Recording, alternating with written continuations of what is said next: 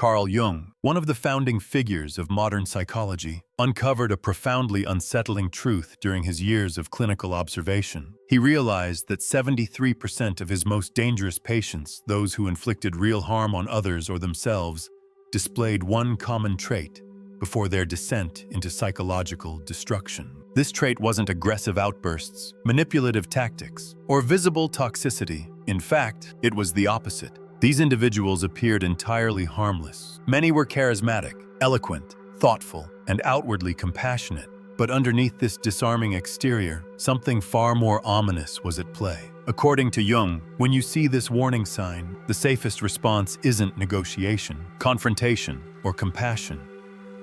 It's withdrawal, immediately and without explanation. So, what exactly was this dangerous sign? It's known as unconscious shadow projection, fused with complete conviction. While that might sound like something out of an academic textbook, Jung believed this dynamic was one of the most lethal forces in human psychology. It occurs when someone unconsciously disowns the parts of themselves they find shameful, dark, or unacceptable, what Jung called the shadow, and begins projecting these denied aspects onto other people.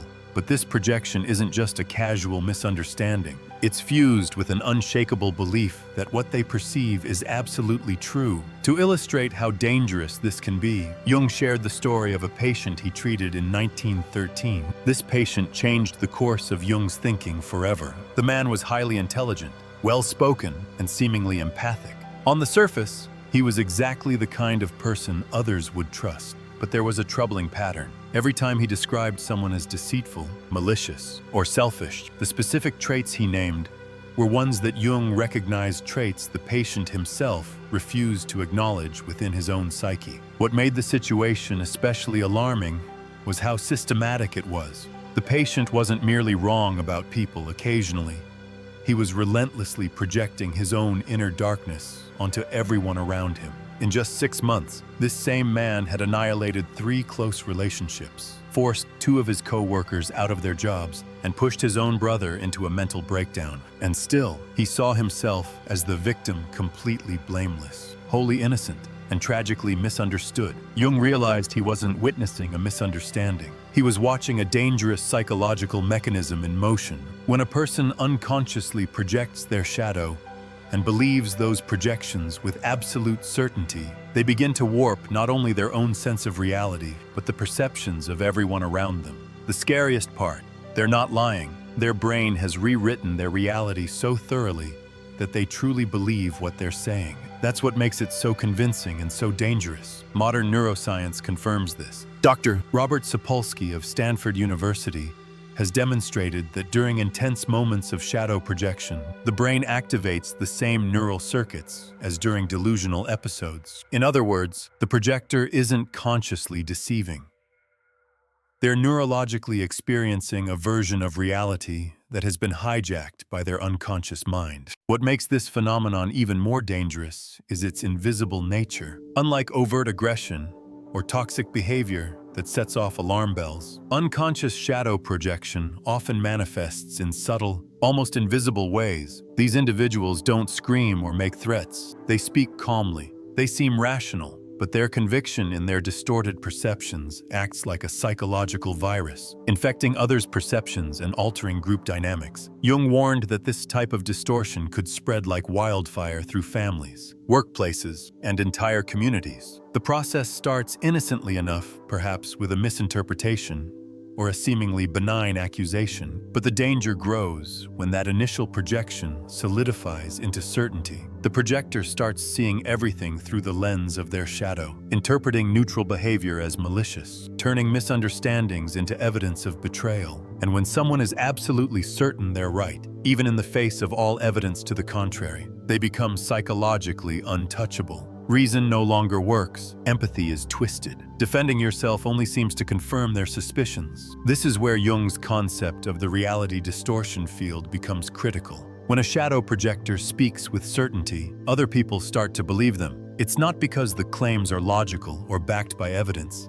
It's because humans are wired to trust confidence. The projector's unwavering belief in their narrative creates social pressure. those around them begin to doubt their own perceptions, especially if they already have insecurities or unresolved emotional wounds. In group settings, this distortion becomes exponentially more powerful. Imagine being accused of emotions you've never felt, intentions you've never had, or actions you never took by someone who speaks with absolute clarity and conviction. You try to explain, to clarify, to reason, but nothing gets through. Worse, you start to see others nodding in agreement. Colleagues avoid you, friends go silent, family members treat you with suspicion. You're trapped in a psychological nightmare you didn't choose and can't wake up from. That's the power of unconscious shadow projection, combined with social reinforcement. Jung documented multiple cases where these projection patterns destroyed not just individuals, but entire social ecosystems. One person's distorted view, when delivered with conviction, could collapse long-standing relationships, dismantle careers, or isolate someone completely. And the most dangerous part,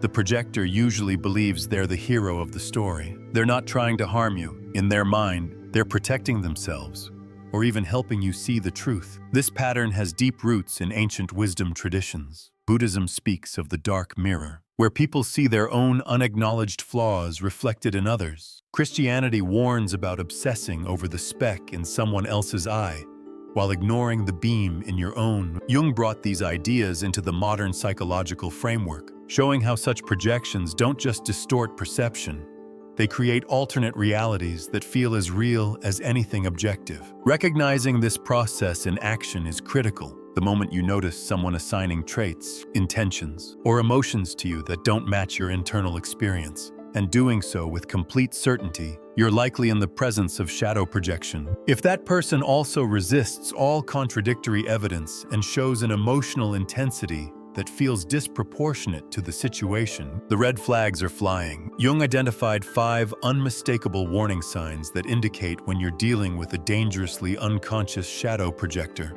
These signs, when appearing together, aren't just personality quirks or signs of stress. They're signals of a deep psychological mechanism at play, one that can escalate into full-blown character assassination or collective delusion if left unchecked. The first sign is absolute certainty about your motivations. These individuals don't express doubt. They don't ask questions. They state conclusions. Instead of saying, "I wonder if you were feeling upset," they assert, "You were angry and manipulative." This isn't curiosity, it's conviction. And it's dangerous, because it leaves no room for dialogue or nuance. In their mind, they know what's in your heart better than you do. The second sign is immunity to contradictory evidence. No matter how much context you offer, no matter how much proof you provide, their perception doesn't shift. In fact, your attempts to explain often become twisted into further proof that they're right. You say, "That's not what I meant," and they say, "See, you're gaslighting me." It's a no-win scenario that drains your energy and destabilizes your confidence. The third sign is emotional intensity that far outweighs the situation. You might make a small comment or take a minor action, and their response is volcanic. That disproportionate reaction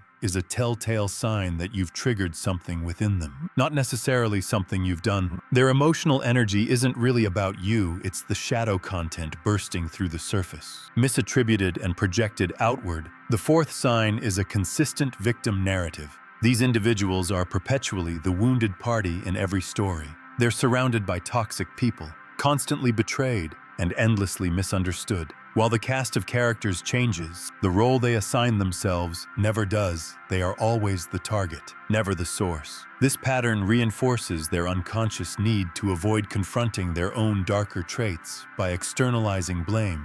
The fifth and final sign is recruitment behavior. They don't just hold their distorted views privately. They start influencing others, often subtly at first, by expressing concern about you or warning others about your supposed behavior. What seems like casual venting is actually psychological triangulation. They begin shaping how others see you before you've even had a chance to speak for yourself. Over time, they may succeed in altering how people perceive you, using nothing but the weight of their certainty and the emotional charge of their story. When these 5 signs appear together, you're not simply dealing with a difficult personality. You're encountering a person caught in a self-reinforcing projection loop, one where their unconscious material is spilling out and being cast onto you like a shadow puppet play. And it doesn't stop there. Jung noted that this projection escalates through predictable stages, each more dangerous than the last. It begins with subtle, off-base accusations, ones you might write off as misunderstandings. But as their certainty grows and your responses fail to correct their view, the projector's narrative tightens. Soon, everything you do is interpreted through their distorted lens. Even your most neutral behavior becomes twisted into evidence of malice. This is where the danger truly sets in, when other people begin adopting this view as well. Once shadow projection solidifies in the projector's mind, it moves into what Jung described as reality distortion. At this stage, the projector is no longer interpreting your actions. They are reauthoring your identity. Everything you do becomes confirmation of the shadow they have cast onto you. A kind gesture might be twisted into manipulation. A boundary you set is now evidence of cruelty. You're no longer seen as a person. You're a character in their internal narrative, one they've unconsciously constructed to shield themselves from their own darkness. But the real escalation begins when the projector enters the stage of social recruitment. Now, they begin shaping the perceptions of others. This usually starts under the guise of concern. I don't want to gossip, but I'm worried about your name. They present themselves as protectors of the group, subtly positioning you as a threat. Their calm tone disguises the manipulation, making it more persuasive. What began as their personal misperception becomes a shared reality among others. This process can evolve into what Jung termed collective possession. When enough people adopt the projector's distorted lens, you face a social system that now sees you as the problem. You may be excluded from conversations, left out of opportunities, or treated with suspicion. The truly terrifying part is that you did nothing to deserve it. Yet you find yourself in a defensive posture, trying to correct a version of yourself that doesn't exist. It's psychological exile, and often, it's nearly impossible to reverse. This phenomenon explains why entire families can turn against one member, why workplaces can become toxic environments, and how online communities can destroy someone's reputation based on hearsay and half-truths. It's not just projection.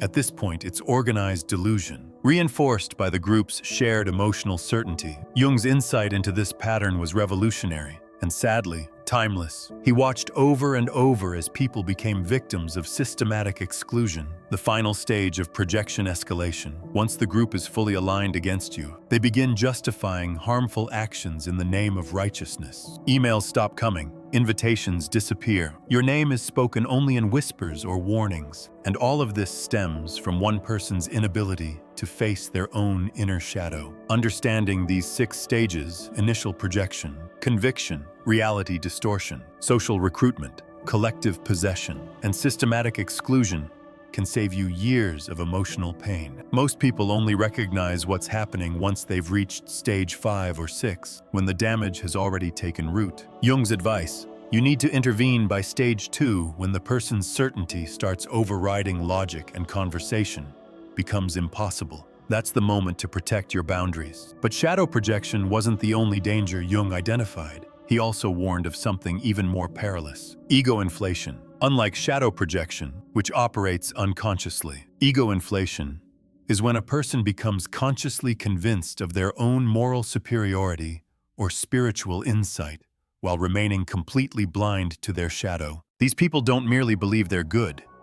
They believe they're better than everyone else, and they often appear calm, enlightened, and impossibly charismatic. Ego inflation is far more deceptive than typical narcissism. While overt narcissists can be easy to spot due to their arrogance or attention-seeking behavior, inflated individuals often present as spiritually awakened, morally superior, or deeply wise. They exude calm confidence. They speak in measured tones. They quote philosophy or scripture. But underneath that polished surface is a rigid psyche utterly resistant to criticism or contradiction. According to Jung, this state is one of the most dangerous because it often attracts followers and admiration. People don't see the red flags until it's too late. These individuals don't just deny their shadow. They believe they have transcended it. They identify with powerful archetypal roles: the savior, the truth teller, the enlightened teacher, or the righteous judge. The danger is that they mistake these symbolic roles for their personal identity. Once that happens, they stop listening, stop learning, and stop reflecting. Anyone who questions them becomes an enemy not just of them, but of truth or goodness itself. Jung observed that inflated individuals are often magnetically persuasive, while simultaneously psychologically brittle. Their charisma pulls others in, while their rigidity makes them incapable of handling dissent. They don't see disagreement as difference of opinion. They see it as resistance to divine wisdom, and because they're often admired, their dangerous traits go unchecked. By the time the harm becomes obvious, it's already deeply rooted. One of the clearest warning signs of ego inflation is a lack of doubt. While authentic teachers and leaders express humility and acknowledge what they don't know, inflated individuals never seem uncertain. They speak with total authority, even on subjects outside their expertise. Their absolute conviction, combined with their moral posture, creates an emotional force field that few dare to challenge. Another red flag is emotional manipulation, cloaked in guidance. They may offer feedback that seems helpful, but it's actually a way to assert control or superiority. They may frame their judgments as just being honest or sharing wisdom, while subtly undermining your confidence. And because they present as rational and balanced, others may dismiss your discomfort, saying, "You're overreacting," or "They're just trying to help." According to Jung, the tragedy of ego inflation is that it eventually collapses. The psyche can't sustain the pressure of identifying the small human ego with immense archetypal energies. Sooner or later, there's a crack, an emotional breakdown, a fall from grace, or a sudden outburst where the repressed shadow explodes to the surface. And when that happens, the fallout can be devastating, especially for those who placed their trust in the inflated person. Jung didn't stop there. He identified yet another subtle but dangerous pattern: identification with the social persona. This occurs when someone becomes completely merged with the role they play in society. They don't just act the part, they become the part. Whether it's the helpful coworker, the perfect parent, the supportive friend, or the kind neighbor, this person's identity is so tied to their image that there's no space for authenticity. It's all performance. This perfect person syndrome might seem harmless, even admirable on the surface. After all, who wouldn't want to be known as reliable, kind, and socially graceful? But Jung warned that when someone is over-identified with their social persona, the cost is immense. The individual loses contact with their authentic self, and more dangerously, with their own shadow. They suppress all impulses, flaws, and feelings that don't match the role they've chosen to perform. But those repressed elements don't vanish. They build pressure in the unconscious. The result, when the mask finally slips, it doesn't just reveal a flaw, it releases a storm. Jung documented case after case where individuals who seemed impeccable in every way experienced sudden, intense shadow eruptions. These were explosive episodes of anger, cruelty, or recklessness that seemed to come out of nowhere, but they weren't random. They were the accumulated shadow contents, breaking through years of repression, like a dam finally bursting. You'll notice certain patterns in these persona-identified individuals. Their behavior is always appropriate, but somehow hollow. There's a rehearsed quality to their interactions. They never seem to have bad days or emotional lows, and when their image is challenged, even in minor ways, their reaction is intensely defensive. You might expect hurt or confusion, but instead, you get coldness, withdrawal, or even silent retaliation. Jung called this loss of the authentic self a psychic emptiness, and it often leads to long-term instability. These individuals become dangerously unpredictable, especially when their carefully constructed persona begins to crack. They may lash out, sabotage relationships, or spiral into emotional collapse, all while denying anything is wrong. Perhaps the most terrifying phenomenon Jung observed was what he termed archetypal possession. This occurs when someone's personality is overtaken by an archetype, a universal psychic pattern that transcends individual experience. Suddenly, the person isn't just themselves anymore. They become the eternal victim, the righteous warrior, the divine parent. Their voice changes. Their demeanor becomes unnaturally intense. They speak with a sense of cosmic mission that feels both compelling and chilling. The danger here is that archetypes contain both light and shadow. The same energy that fuels saints can also fuel fanatics. Jung warned that someone possessed by an archetype often begins to embody the very darkness they claim to fight. Their certainty becomes weaponized, They stop seeing others as individuals and begin categorizing people into good versus evil, allies versus enemies, and all of this unfolds while they remain blind to their transformation. Jung's final warning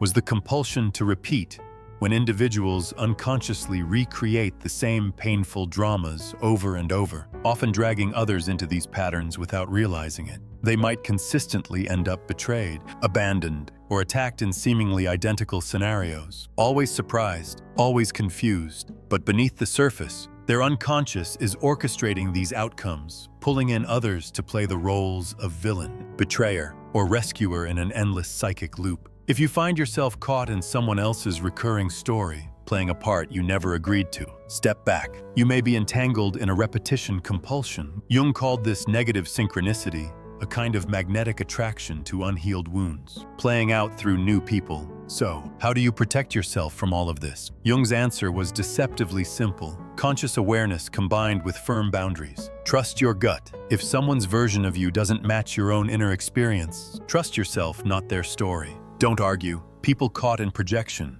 or inflation are immune to reasoning. Arguing often deepens the pattern. Limit what you share. Personal details can and will be used to reinforce their distorted views. Document interactions. When reality starts getting rewritten, your notes might be the only proof you have. Talk to people outside the drama. Get a second opinion from someone who isn't caught in the projection field. And finally, walk away if you must. Sometimes, withdrawal is the only safe move. Remember, the most dangerous people aren't those who know they're dark.